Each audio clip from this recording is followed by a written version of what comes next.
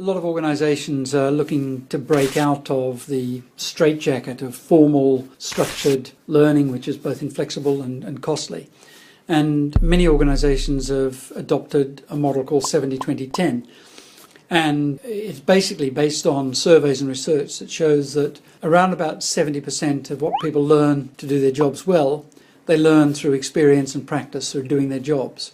They learn about 20% through other people, through conversations, through having networks, through knowing the right people to ask the right question at the right time, and about 10% of learning in the workplace occurs formally.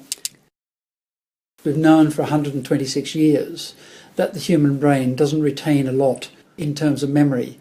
Herman Ebbinghaus did research back in 1885, what is now known as the Ebbinghaus forgetting curve, that shows that any one of us will forget about half of what we've been told within an hour of being told it, unless we have the opportunity to put that into practice within that hour. And so therefore taking people out of the workplace, putting them through a formal structured class, we might even test them and assume that they know what to do because they've passed the test, but put them back into the workplace and we find that actually performance doesn't change.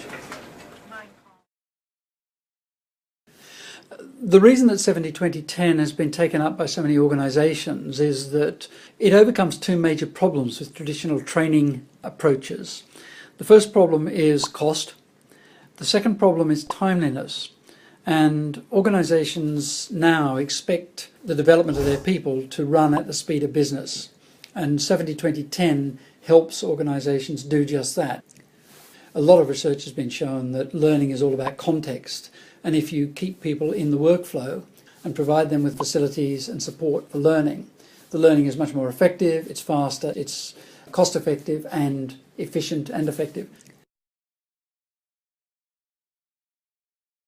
70-20-10 requires people to think about the tools, practices and techniques that you're going to adopt outside of simply distributing information and running formal structured courses. So it requires managers to be involved in development because a lot of the 70 and 20, the experiential part of learning, has to be supported by managers in the workplace through new experiences, through the opportunity to practice, through exposure to new roles, new jobs, job swaps and so on and so forth.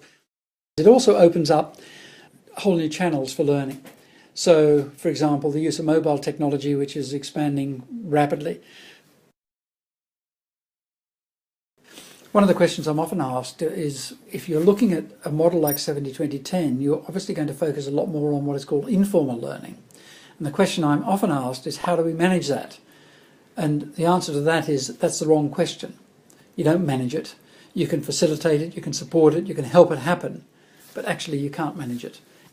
Basically, each of us individually manage our learning, and all we can do in terms of the 70-20-10 structure or any model that includes some sort of informal learning or self-directed learning is provide people with the right resources at the right time, through the right channel, and allow them to get on with it. And you'll never get a learning organisation if you're continually pushing content at people and expecting them to learn. Learning organisations only emerge once people, individuals, start to pull learning when they need it, where it's going to be most effective for them, and when they've got problems to solve.